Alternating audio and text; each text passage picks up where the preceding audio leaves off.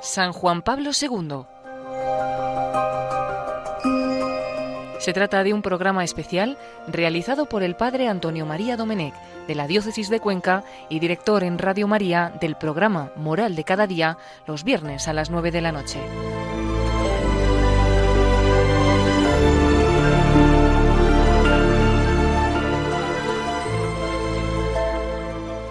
Abrid las puertas a Cristo, no tengáis miedo, abrid vuestro corazón al amor de Dios.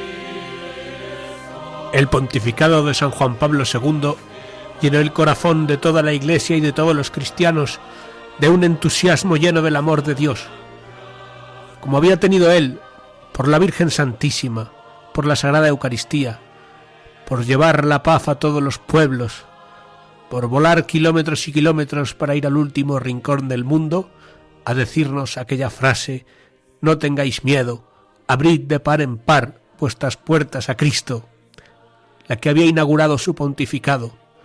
El lema de totus tus, todo tuyo, se había hecho todo uno en el corazón de cada uno de los cristianos que con amor y cariño habíamos seguido sus pasos desde la televisión, desde la radio, desde las plazas de los pueblos y las ciudades donde el Papa viajero nos había venido a ver a cada uno, a ti también, seguro.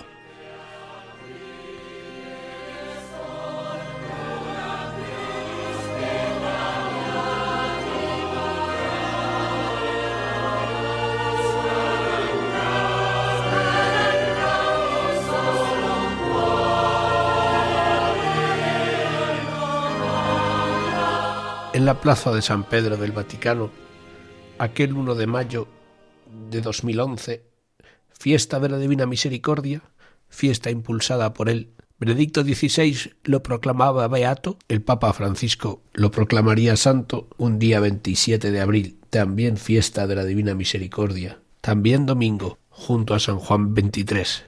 Quiero compartir contigo algunos momentos estelares de su vida, algunos recuerdos, algunas de sus obras y unas pinceladas de su biografía que espero que te gusten. Desde Radio María, el Padre Antonio María te desea un feliz recuerdo de San Juan Pablo II. Annuncio vobis gaudium magnum. Habemus papam eminentissimum ac reverendissimum Dominum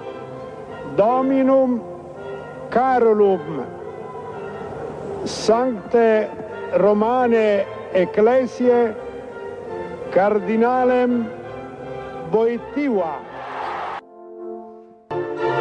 Sia lodato Gesù Cristo. Sempre sia lodato.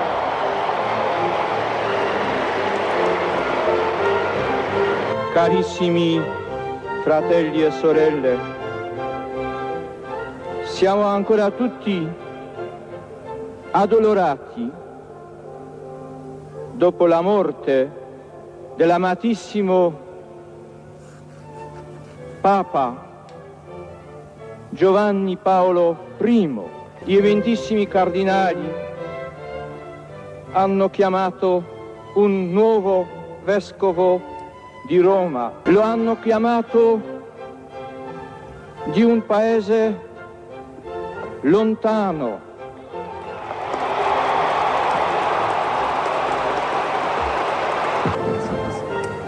lontano ma sempre così vicino per la comunione nella fede e nella tradizione cristiana.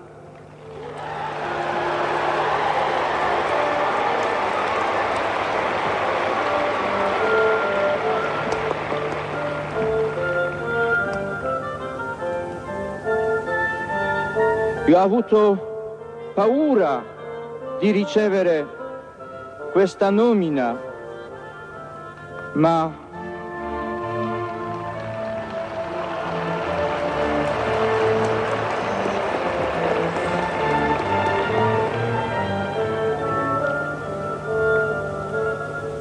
ho fatto nel spirito dell'ubbidienza verso il nostro Signore e nella fiducia totale alla sua madre, Madonna Santissima. Potrei bene spiegarmi nella la nostra lingua italiana. Se mi sbaglio,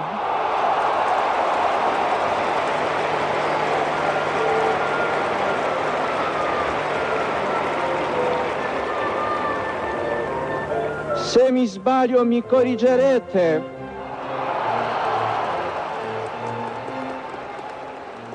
Con esa humildad, con ese recuerdo a la Virgen Santísima, comenzaba el pontificado uno de los papas más grandes de la historia. 26 años iba a estar al frente de la barca de Pedro, 26 años para atar en el cielo lo que se atara en la tierra y para desatarlo también, como había dicho el Divino Maestro San Pedro. En ese primer sermón del día 22 de octubre de 1978 decía el Papa: el Concilio Vaticano II nos ha recordado el misterio de esta potestad y el hecho de que la misión de Cristo, sacerdote, profeta, maestro, rey, continúa en la Iglesia. Todo el pueblo de Dios participa de esta triple misión. Y quizás en el pasado se colocaba sobre la cabeza del Papa la tiara, esa triple corona, para expresar por medio de tal símbolo el designio del Señor sobre su Iglesia, es decir, que todo el orden jerárquico de la Iglesia de Cristo, toda su sagrada potestad ejercitada en ella, no es otra cosa que el servicio que tiene un objetivo único, que todo el pueblo de Dios participe en esta triple misión de Cristo y permanezca siempre bajo la potestad del Señor, la cual tiene su origen no en los poderes de este mundo, sino en el Padre Celestial y en el misterio de la cruz y de la resurrección. La potestad absoluta y también dulce y suave del Señor responde a lo más profundo del hombre, a sus más elevadas aspiraciones de inteligencia, de voluntad y del corazón. Esta potestad no habla con un lenguaje de fuerza, sino que se expresa en la caridad y en la verdad. El nuevo sucesor de Pedro en la sede de Roma eleva hoy una oración fervorosa, humilde y confiada. Oh Cristo, haz que yo me convierta en servidor, y lo sea, de tu única potestad, servidor de tu dulce potestad, servidor de tu potestad que no conoce ocaso. Haz que yo sea un siervo, más aún, siervo de tus siervos. Hermanos y hermanas, no tengáis miedo de acoger a Cristo y de aceptar su potestad. Ayudad al Papa y a todos los que quieren servir a Cristo y con la potestad de Cristo servir al hombre y a la humanidad entera. No temáis, abrid, más todavía, abrid de par en par las puertas a Cristo. En estos días en que la Iglesia sufre, en este tiempo en que el Papa nos ha pedido nuestra oración por la Iglesia y por Él, es un buen momento para pedirle al Señor y a San Juan Pablo II, por la Iglesia Santa, Católica y Apostólica, por su vicario, el Papa Francisco, y por todos aquellos, como decía el Santo Padre, que quieren servir al hombre y a la humanidad entera con la potestad de Cristo. Karol Wojtyła nació un día 18 de mayo, en Wadowice, cerca de Cracovia. Era el segundo hijo de Karol y de Emilia. Enseguida murió su madre, y también su hermano mayor. El día 1 de septiembre de 1939, Karol ayudaba a misa en la catedral de Babel, en el momento en que los alemanes comenzaron a bombardear la ciudad. Hasta 1944 se preparó en la clandestinidad para la ordenación sacerdotal. El día 17 de enero de 1945, el Ejército Rojo liberó la ciudad de Cracovia, y Karol pudo ser ordenado sacerdote en noviembre del año siguiente, enviándolo a los superiores a estudiar a Roma para completar su formación teológica. Defendió su tesis doctoral sobre San Juan de la Cruz, motivo por el cual quiso estudiar español, y fue destinado primero en la diócesis de Tarnow como vicario al este de Cracovia y después en la parroquia de San Florián, la más importante de la ciudad. Allí conoció a una chica que salía del campo de concentración. Ella se llamaba Wanda, pero estaba destrozada. Anímicamente no podía soportar lo que había vivido, escuchado, sufrido en el campo de concentración. Y le recomendaron que fuera a ver al padre Carroll. Ella fue a buscarlo antes de misa, la confesó y después narra en su libro Diario de una amistad, de la editorial San Pablo, una reflexión que quiero que todos escuchemos. La iglesia, siempre sombría, a veces me parecía simplemente lúgubre. Tenía un gran crucifijo negro que me atraía. Cuando estaba en aquella iglesia, siempre me ponía delante de aquel crucifijo, al lado de la entrada lateral que solía ser utilizada, y precisamente me encontraba arrodillada junto a aquella entrada cuando entró, vestido con un gabán verde, el padre Karol Wojtyła. Después de permanecer un rato arrodillado delante de aquel crucifijo, se dirigió a la capilla lateral, la de la Virgen de Ostra Brama. Le seguía al confesionario, como atraída por un imán. Hoy pienso que mis pasos estuvieron dirigidos desde arriba. Entonces estaba incluso un poco crispada conmigo misma por ir sin pensar, en cierto modo sin reflexión y resolución, incluso sin estar preparada para la confesión.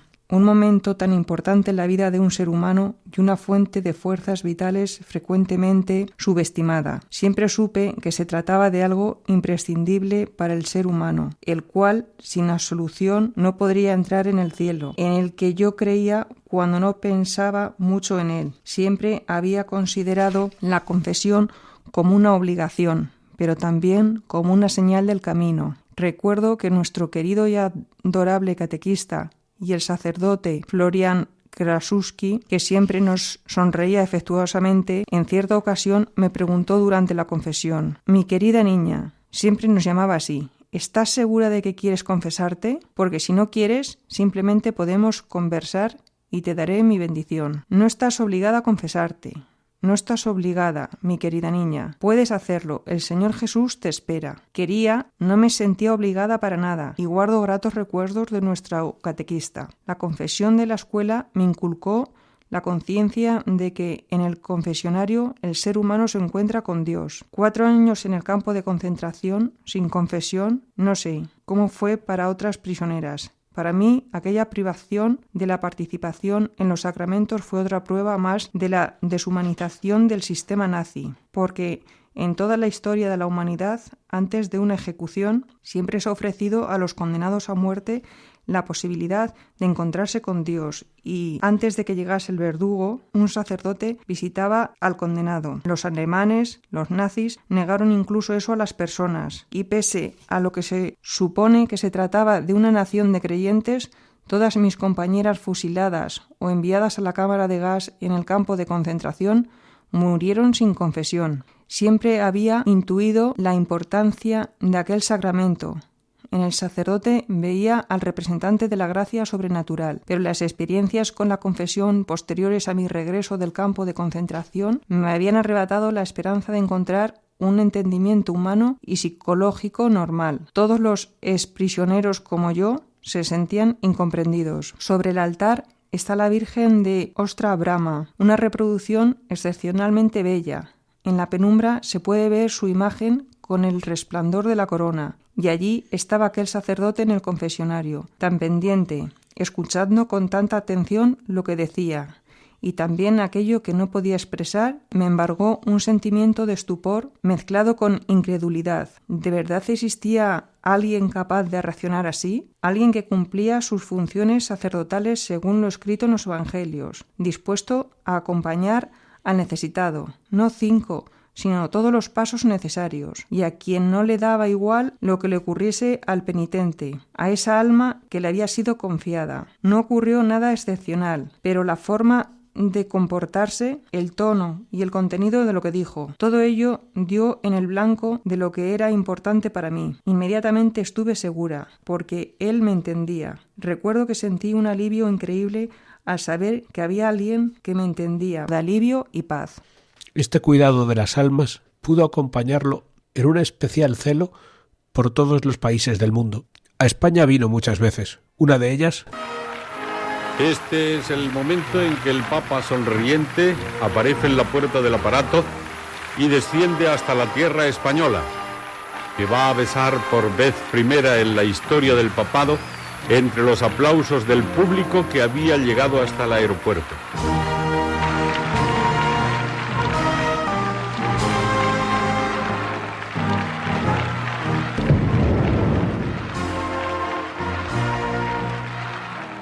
Que Dios bendiga a España.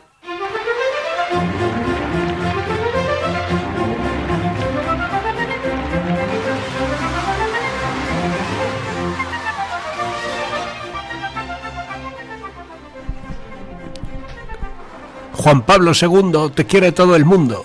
¡Que viva el Papa!, se oía una y otra vez en todo el recorrido de las diversas ciudades que visitó.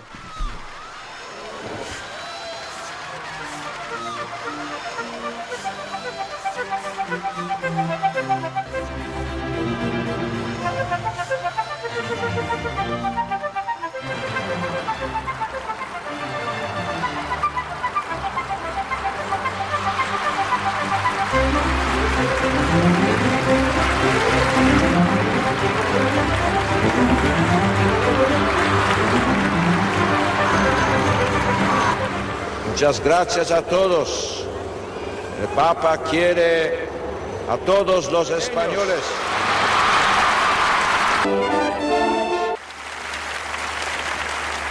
Quien negara la defensa a la persona humana más inocente y débil, a la persona ya concebida, aunque todavía no nacida,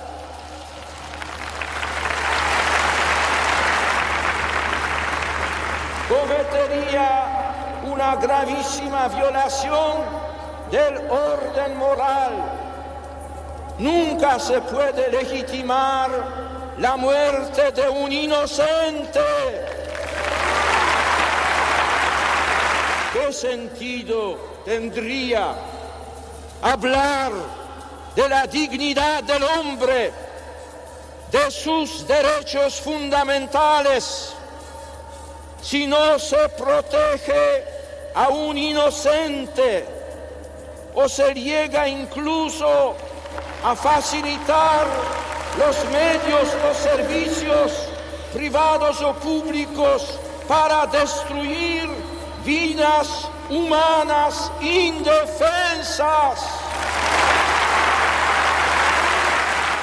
Como podemos ver, llevamos muchos años en la Iglesia defendiendo al más inocente, al niño no nacido, desde que Juan Pablo II lo dijera en el Paseo de la Castellana hasta el mismo Papa Francisco, que acaba de decirlo una y otra vez, pero no escuchan. Los gobernantes de nuestro tiempo, de todo el mundo, se han conjurado contra el niño no nacido, se han conjurado contra la vida. En este momento, Juan Pablo II estaba realizando las catequesis de los miércoles sobre los temas del amor humano en el plan divino, hablando de la redención del cuerpo y de la sacramentalidad del matrimonio en Roma desde el 5 de septiembre de 1979 hasta el 28 de noviembre de 1984. Los días que estaba en Roma hablaba de estos temas y explicaba detenidamente lo que luego diría también en su carta apostólica Mulieres Dignitatem, del que vamos a oír un pequeño fragmento.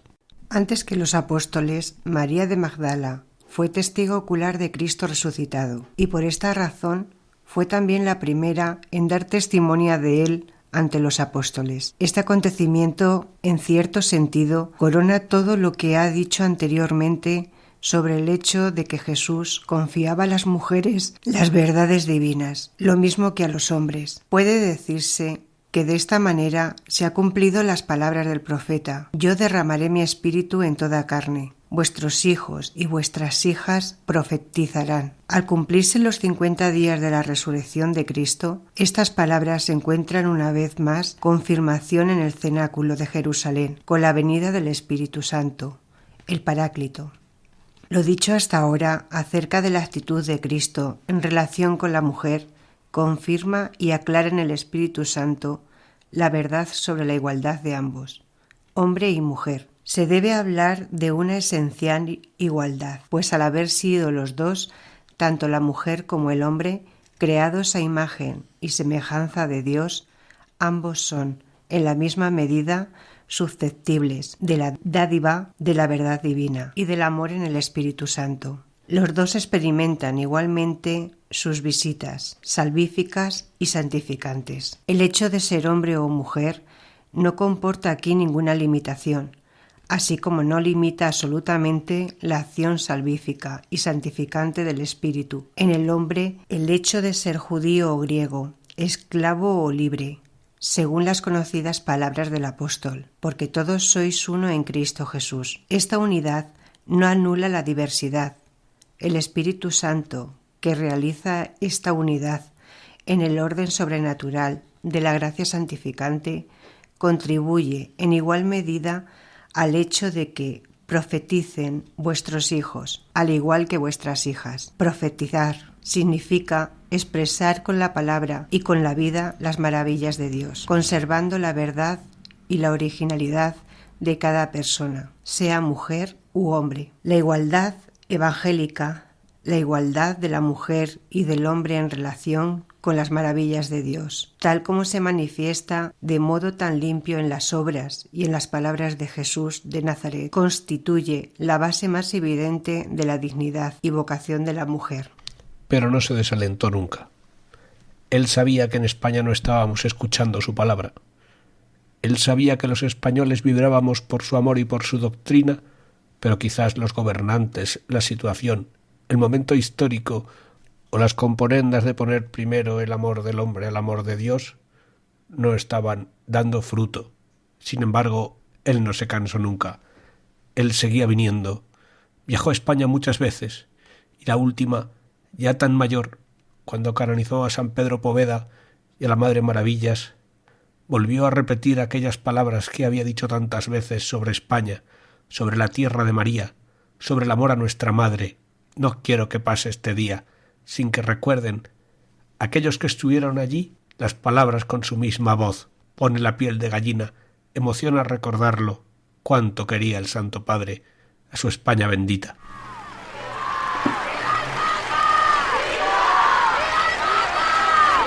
Hasta siempre España, hasta siempre tierra de María.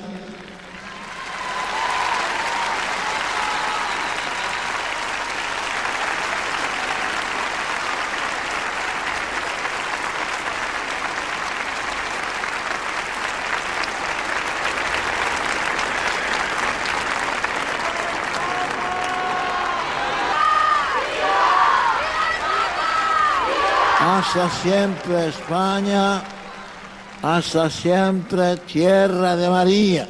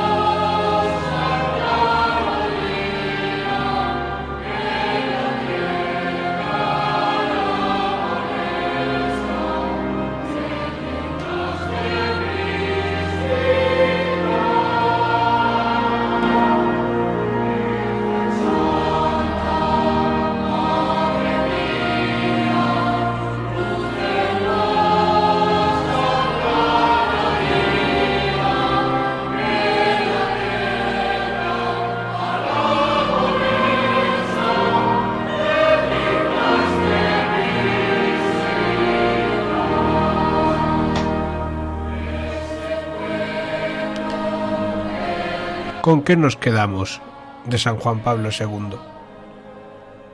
¿Qué misterio? ¿Qué quería el Señor en su providencia amorosa? Que el pueblo español mantuviera de las numerosas visitas de San Juan Pablo II, entre la divina misericordia, la devoción de Santa Faustina Kowalska que canonizó él, y el amor a la Virgen, algo nos quiere decir a todos para que lo mantengamos vivo en el corazón y sepamos transmitirlo a los demás cuando hablamos de Cristo y de su Iglesia. El pontificado, la interpretación del Concilio Vaticano II que llevó él a Polonia viaje tras viaje después de haber participado en él como teólogo, como cardenal, ha permitido que Polonia viva un periodo de su historia fiel a la doctrina que él mismo les enseñó. Que Polonia sea hoy una nación católica dentro de una Europa anticristiana que ha renunciado a sus valores. Pero el santo no dejó nunca de luchar. El encarcelamiento de Lech Walesa, la creación de Solidarnosc, el amor a su Polonia natal, el tiro el 13 de mayo en la plaza de San Pedro y la intercesión de la Virgen de Fátima han hecho realidad que aquel pontificado fue un pontificado mariano, que el totus tus puede arraigarse en los corazones de todos los hijos de María, que profesamos esa religión que la hace tan distinta de las demás, porque nosotros, en el cielo, como Él, tenemos Madre, Santa María de Fátima, Virgen protectora del pontificado y de San Juan Pablo II, Nuestra Señora de Czestochowa, ruega por nosotros, ruega por España, ruega por tu Iglesia necesitada. Bajo tu amparo nos acogemos, Santa Madre de Dios.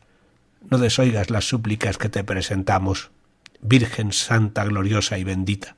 Mientras tanto, en Cuenca, una ciudad de Castilla que conocen bien, un grupo de jóvenes que podríamos bautizar con el nombre de la generación de San Juan Pablo II, protagonizaba un musical que pudo escucharse por toda Europa. No quiero dejarle sin escuchar algunas de las canciones que recuerdan el cariño entrañable de aquellos ensayos, de aquellas representaciones y, en definitiva, de aquella vida que impactaría día a día en su juventud sacerdotal, en su carisma de llamada a la santidad y en su amor a la Virgen Santísima.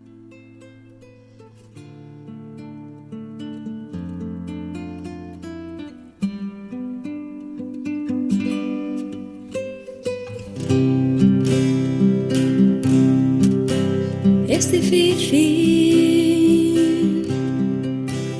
no buscarte entre la gente y difícil no encontrarte siendo tan diferente.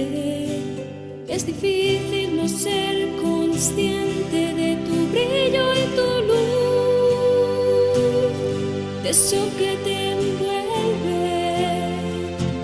Difícil no verlo evidente, es difícil no caer en tus miradas, no pararse en tus palabras, y aunque yo elijo quererte, es difícil no quererte, es difícil no caer en tus miradas, no pararse en tus palabras, y aunque yo elijo quererte, es difícil no quererte.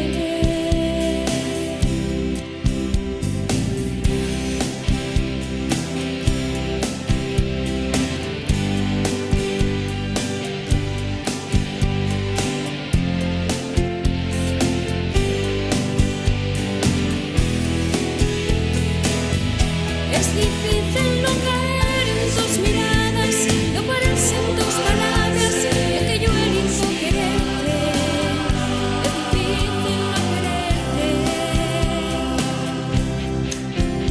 Es difícil no sentirte, tu energía es inmensa y tu fuerza atrayente. Es difícil no perderse. Es difícil no buscarte, no sentirte, no ser consciente. Es difícil no encontrarte. Es difícil no quererte.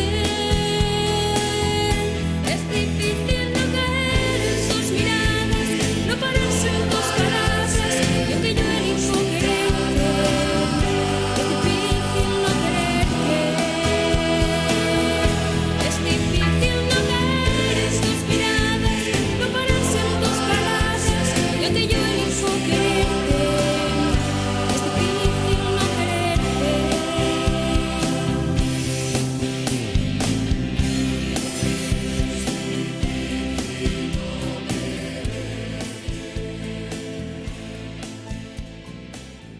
Es cierto que la personalidad de San Juan Pablo II arrastraba a todo el mundo. Recuerdo cuando anunciaron la beatificación, mi madre estaba muy malita y la llamé por teléfono y le dije: mamá, que me voy a Roma. Ella iba en silla de ruedas, a veces con muleta, La mujer tenía cáncer, se había roto el fémur, y me dijo: «Yo también voy». Y nos quedamos así como toda la familia parados porque había que llevar a mamá a Roma.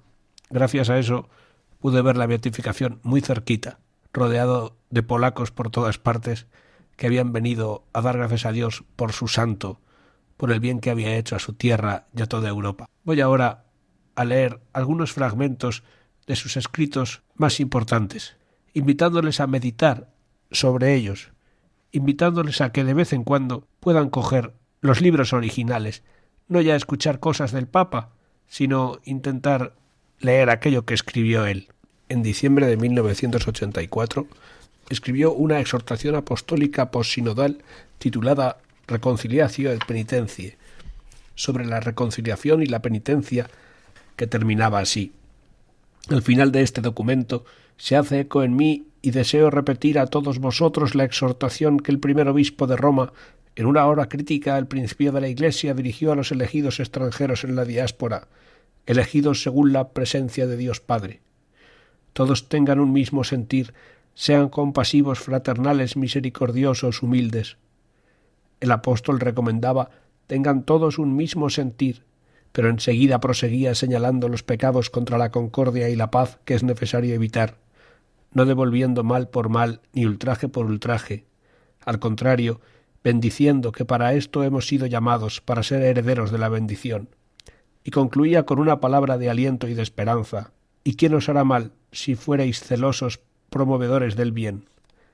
Me atrevo a relacionar mi exhortación en una hora no menos crítica de la historia con la del príncipe de los apóstoles, que se sentó el primero en esta cátedra romana, como testigo de Cristo y pastor de la Iglesia, y aquí presidió en la caridad ante el mundo entero. También yo, en comunión con los obispos sucesores de los apóstoles, y confortado por la reflexión colegial que muchos de ellos reunidos en el sínodo han dedicado a los temas y problemas de la reconciliación, he querido comunicaros con el mismo espíritu del pescador de Galilea todo lo que él decía a nuestros hermanos en la fe, lejanos en el tiempo pero muy unidos en el corazón. Tengan todos un mismo sentir, no devolviendo mal por mal, sean promovedores del bien, y añadía que mejor es padecer haciendo el bien si tal es la voluntad de Dios, que padecer haciendo el mal.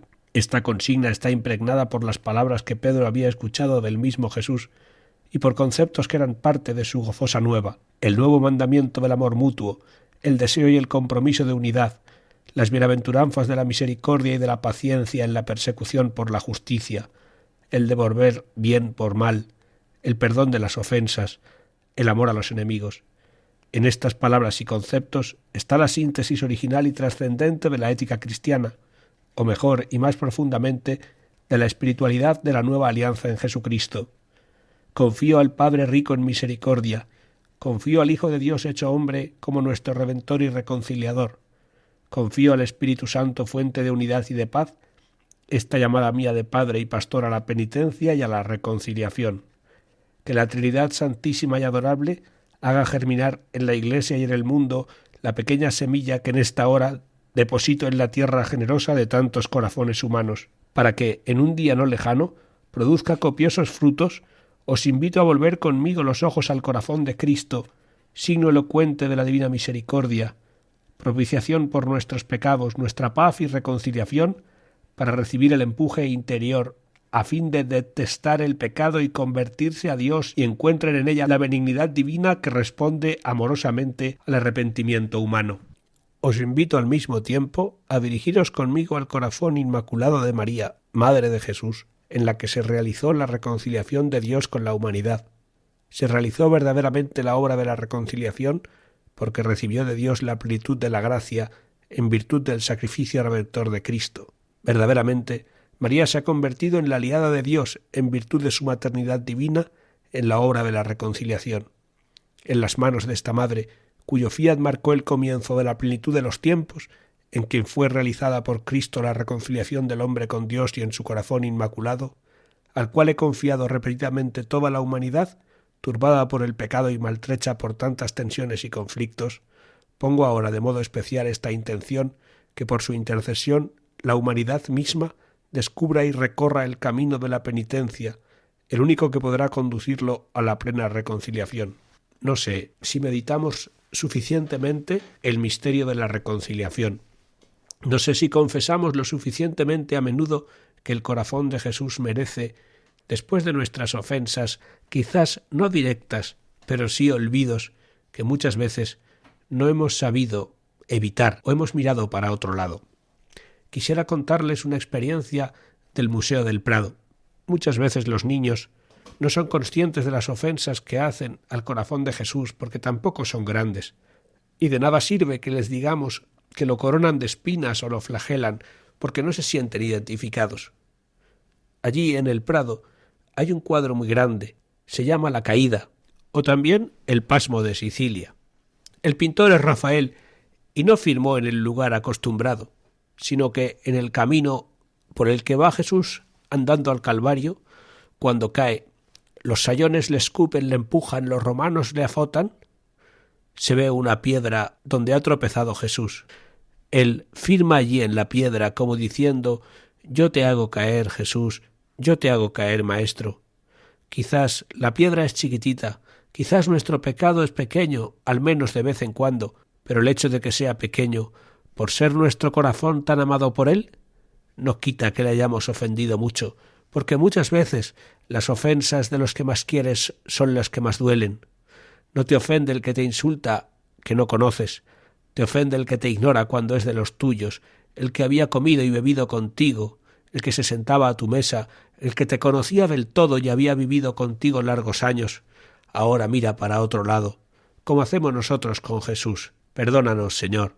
Perdónanos nuestros desaires, nuestro dejarte solo en el sagrario, nuestro pasar por al lado de una iglesia y no acordarnos de ti, y haz que las palabras de San Juan Pablo II en su exhortación apostólica sobre la confesión sirvan para que meditemos, para pedirle perdón al Señor, ponernos delante de un sacerdote y, como si fuera Cristo, hablarle de arrepentimiento y hablarle de nuestros males para que tu misericordia los convierta en bienes. Así sea. También les recomiendo las cartas a los sacerdotes que escribía los Jueves Santos. Aunque no lo sean, vale la pena que los lean para pedir esas virtudes de las que él hablaba para sus sacerdotes del alma, para los que les ayudaron, les administraron los sacramentos, los acompañaron, para que no sea cierto eso de que son como los puentes que se pasan, se pisan y se olvidan. Que el agradecimiento a cada sacerdote nos haga rezar por él a la Virgen Santísima para que sea fiel imitador de las virtudes del Santo Padre Juan Pablo II.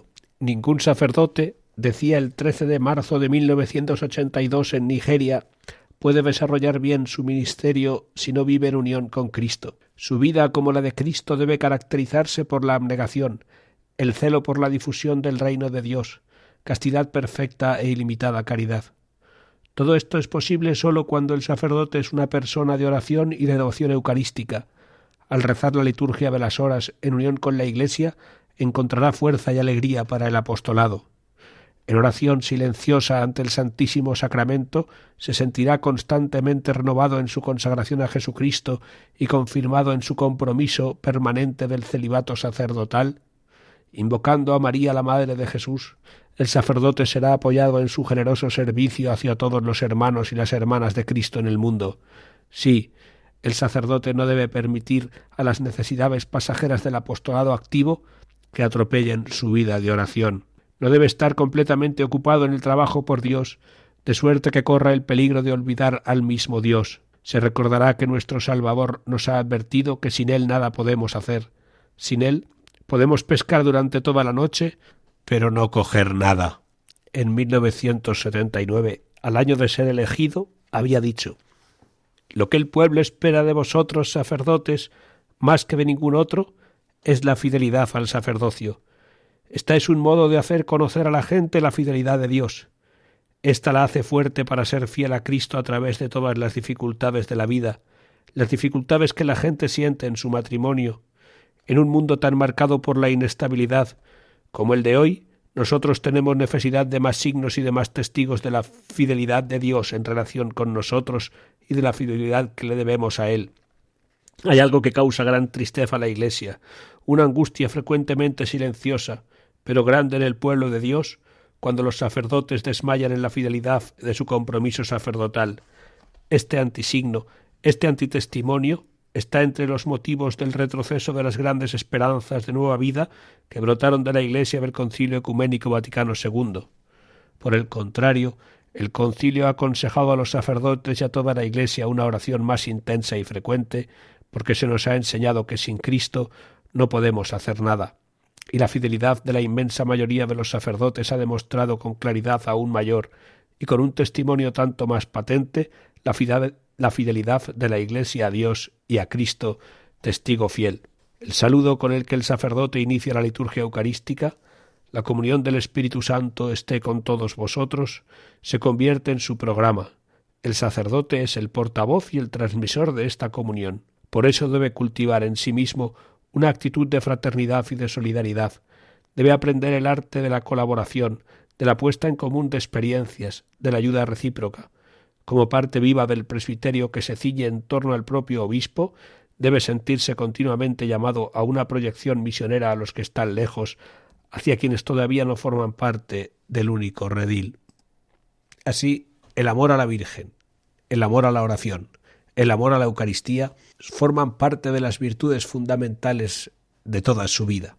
Pero no quisiera terminar este ratito de radio con ustedes sin decir que el trabajo tenaz y constante también fueron parte de lo que constituyó una de las biografías más grandes de la historia. Desde los tiempos de la resistencia en la Guerra Mundial, sus estudios, su sacerdocio, su episcopado en Cracovia y todo el papado, demostró ser un hombre de mucho trabajo.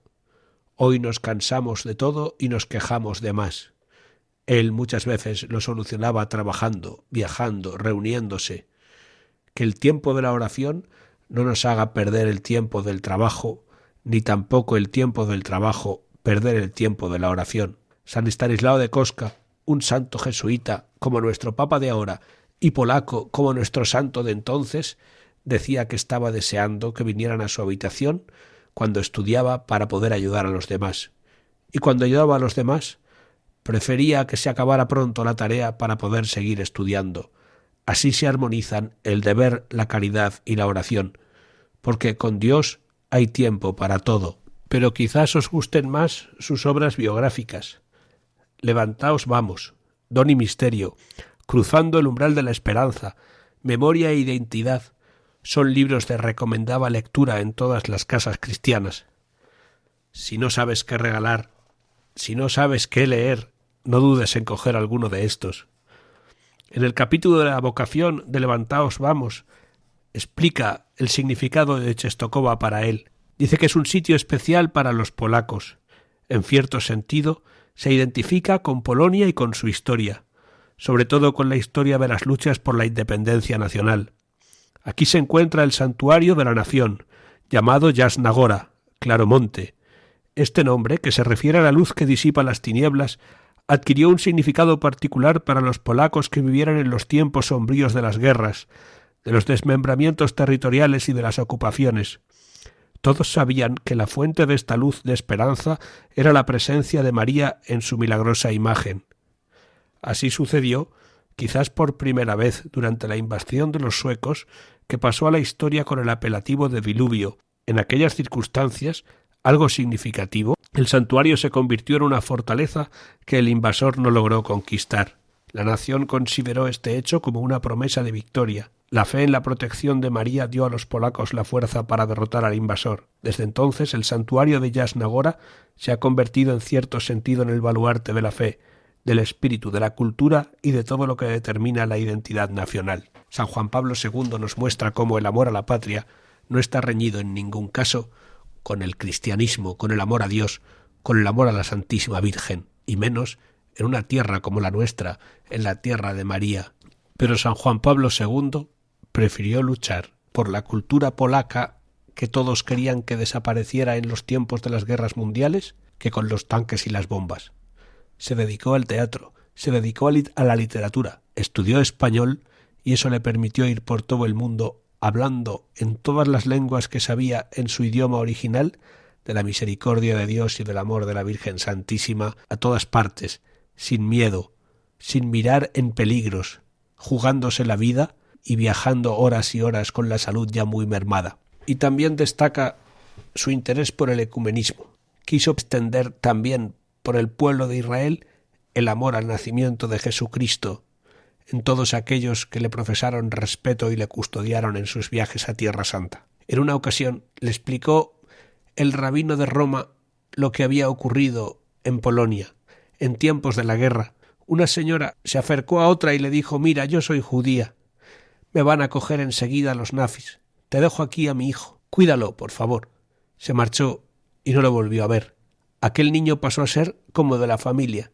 Y cuando llegó el momento de hacer la comunión, la señora fue al párroco y le dijo: «Mire», le estaba explicando el rabino de Roma al mismo papa. Decía la señora, aquel curita de pueblo: «Mire, ahora le toca la primera comunión, pero yo sé que su madre no hubiera querido que la hiciese, porque su madre era judía y murió en el campo de concentración. ¿Usted qué haría?». El párroco se quedó pensativo y le dijo: «Mira, si yo fuera tú, lo llevaría a la sinagoga como querría su madre». Aquella mujer le hizo caso. Y le digo un secreto, Santo Padre: aquel niño era yo y aquel párroco era usted. Qué hermosa historia en el encuentro de la primera vez que un papa pisaba la sinagoga de Roma. El gran rabino le estaba dando las gracias. Hoy podemos también rezar por todas aquellas personas que no conocen a Cristo, por aquellas personas que no pueden unirse a la Iglesia por el motivo histórico, político, social o antropológico, o quizás personal que lleve cada uno en su corazón. También por todas las naciones. Pidamos porque todo el mundo sea católico y lleguemos a llevar el reino de Dios y su justicia a todas las naciones, como pensaba ir él. Vamos a oír ahora la canción de Habemus Papam. Tenemos papa, tenemos un papa en la tierra, el Papa Francisco, pero tenemos también un papa en el cielo, San Juan Pablo II, que intercede, ora por nosotros a la Santísima Virgen con el mismo amor que oraba desde su capillita en la residencia pontificia hasta los más recónditos lugares del mundo donde la llevó tantas veces él mismo.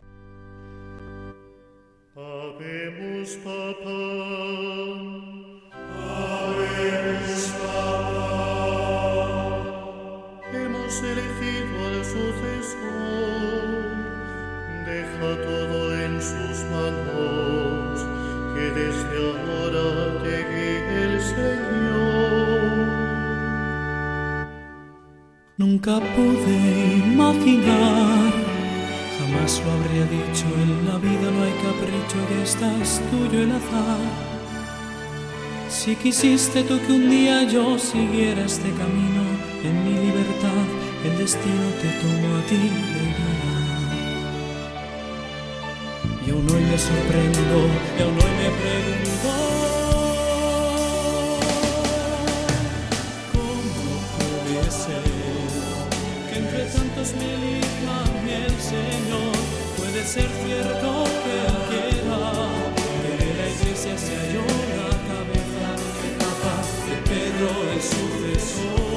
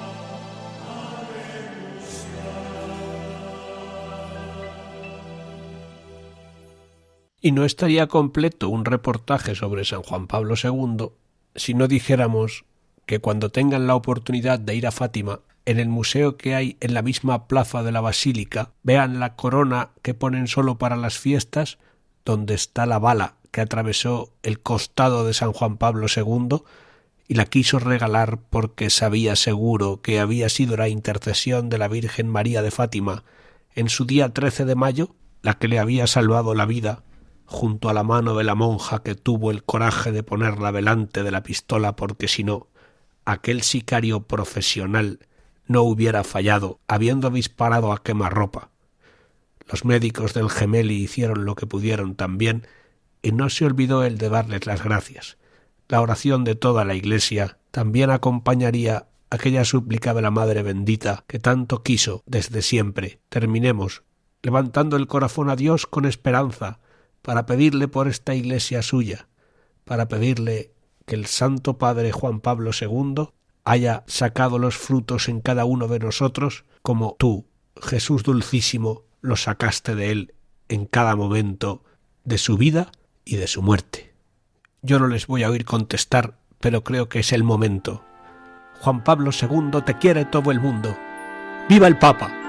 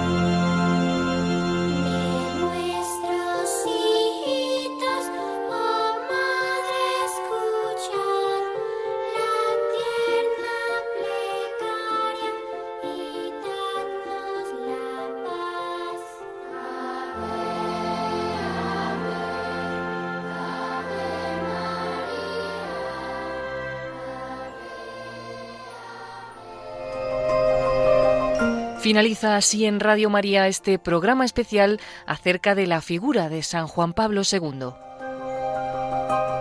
Ha sido realizado para Radio María por el padre Antonio María Domenech, de la Diócesis de Cuenca y director en esta radio del programa Moral de Cada Día, los viernes a las 9 de la noche.